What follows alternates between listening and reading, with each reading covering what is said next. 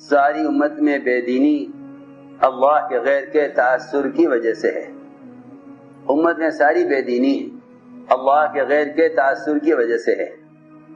مسلمانوں میں غیروں کا تاثر دو اعتبار سے ہے. ایک تو غیروں کے طریقوں سے محبت کا تاثر ہے. جو غیروں سے محبت کرے وہ اللہ سے محبت کرنے والا نہیں ہوگا. غیروں کے طریقے مسلمانوں میں یا تو غیروں سے محبت کی وجہ سے ہیں، کیونکہ انسان کے اندر دو ہی چیزوں کا تاثر ہوتا ہے، یا خوف کا تاثر یا شوق کا تاثر، یا خوف کا تاثر یا شوق اس کا تاثر. کیونکہ دو ہی چیزیں دنیا میں ہیں، غم اور خوشی. خوف اور شوق یہ دو چیزیں ہیں جس پر انسان چلتا ہے. میں نے عرض کیا کہ دو شکلیں ہیں مسلمانوں میں غیروں کے تاثر کی. یا تو غیروں کا رعب ہے کہ ان سے مرعوب ہو کر یہ ان کے طریقے اختیار کر لیتا ہے، یا غیروں کا سے محبت ہے کہ شوق میں ان کے طریقے اختیار کر لیتا ہے. آخر اس کا علاج کیا ہے؟ اس کا علاج کیا ہے؟ کہ اس کا واحد علاج یہ ہے کہ اپنے دلوں سے اللہ کے غیر کا تاثر نکالو. اپنے دل سے اللہ کے غیر کا تاثر نکالو. اپنے دلوں سے اللہ کے غیر کا تاثر نکالو. وہ اللہ کے غیر کا تاثر کیسے نکلے؟ اس کا ایک ہی راستہ ہے کہ اللہ کی توحید کو بیان کرو. اللہ تعالیٰ کی توحید کو بیان کرو. اور اس زمانے میں عوام خواص، پڑھے لکھے، جاہل، سب کا خیال یہ ہے کہ اللہ کو ایک ماننا کافی ہے. سب کا خیال یہ ہے کہ اللہ کو ایک ماننا کافی ہے. سب کا خیال یہ ہے کہ اللہ کو ہم نے ایک تنہا تسلیم کر لیا ہے، یہ کافی ہے. کوئی ہم سے پوچھے گا اللہ کتنے ہیں، ہم کہہ دیں گے ایک ہے. کوئی پوچھے گا کتنے معبود ہیں، ہم کہیں گے ایک ہے. اللہ کی وحدانیت کا صرف تصور کر لینا، اللہ کی وحدانیت کا صرف تصور کر لینا، یا اللہ کی وحدانیت کا صرف علم حاصل کر لینا، یہ اللہ کے غیر کے تاثر کو دلوں سے نکالنے کے لیے ہرگز کافی نہیں ہے.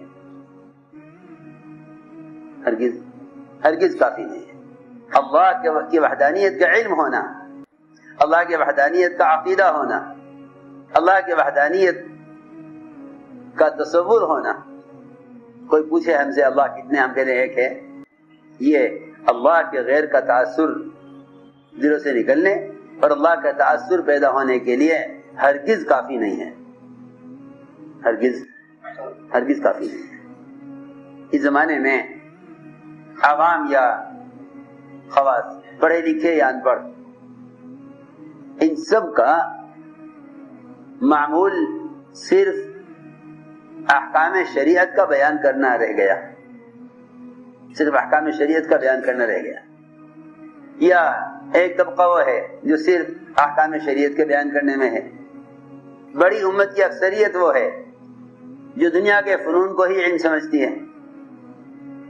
وہ دنیا کی چیزوں کے بیان کرنے میں اور سیکھنے میں علم سمجھ کر لگے ہوئے ہیں، حالانکہ سب کا سب جہل ہے.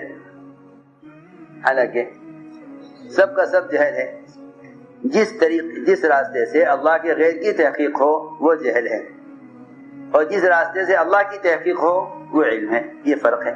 یہ ہمیشہ یاد رہے سب کو کہ علم اور جہل کا فرق کیا ہے. علم اور جہل کا فرق یہ ہے، علم اور جہل کا فرق یہ ہے قیامت تک کے لیے، ہمیشہ کے لیے، کہ جس بات سے اللہ اور اس کے احکام اور اس کی صفات کی تحقیق ہو علم ہے، اور جو قدم مسلمان ایسا اٹھائے جس سے اللہ کے غیر کی تحقیق مقصود ہو وہ جہل ہے. میری بات توجہ سے سننی پڑے گی. امت کا بڑا طبقہ اس پہ ہے کہ ہم جو کچھ سیکھ رہے ہیں سب علم ہے.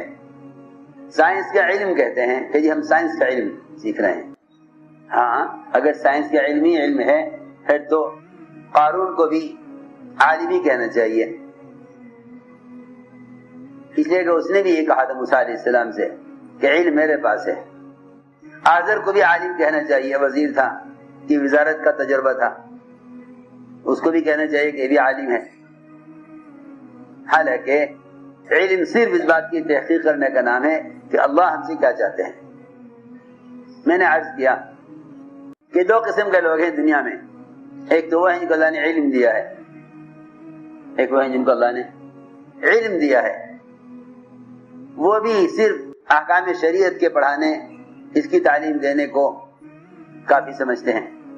اور جو ان کو اللہ نے علم نہیں دیا، جن کو اللہ نے علم نہیں دیا، وہ تو اس بات کا دھیان بھی نہیں رکھتے کہ اللہ ایک ہے اور مختار کل ہیں. میں نے اس لیے عرض کیا کہ اللہ کی وحدانیت کا علم ہونا یا اس کی وحدانیت کا عقیدہ ہونا یا اس کی وحدانیت کا تصور ہونا، یہ اللہ کے غیر کے تاثر کو دلوں سے نکالنے کے لیے اور اللہ کے غیر کو دلوں سے نکالنے کے لیے ہرگز کافی نہیں، ہرگز کافی نہیں. کیونکہ شریعت کے احکام محدود ہیں. تو میری بات بہت جا کر سننی پڑے گی. شریعت کے احکام محدود ہیں، اس کا علم محدود ہے. شریعت کے احکام محدود ہیں، اس کا علم محدود ہے. جو چیز محدود ہے اس سے فراغت ہو سکتی ہے. بھئی یہاں سے یہاں تک کر لو. اتنا علم سیکھنا ہر مومن کے ذمہ، مرد ہو یا عورت، ہر ایک کے ذمہ فرض عین ہے. نماز کا علم، روزے کا علم، زکوٰۃ کا علم، حج کا علم، یہ فرائض کا علم ہے. اتنا علم سیکھنا ہر مومن کا مرد عورت کے ذمہ فرض عین ہے. پھر دوسری بات یہ ہے کہ علم عمل کے لیے مقصود ہے. علم بذات خود مقصود نہیں ہے. علم مقصود ہے عمل کے لیے، کہ آدمی جب علم سے فارغ ہو جائے تو اب اس کے ذمہ ہے کہ اس علم کے مطابق عمل کرے. یہ تو نہیں کہ وہ سیکھنے ہی کوئی عمل سمجھ بیٹھے.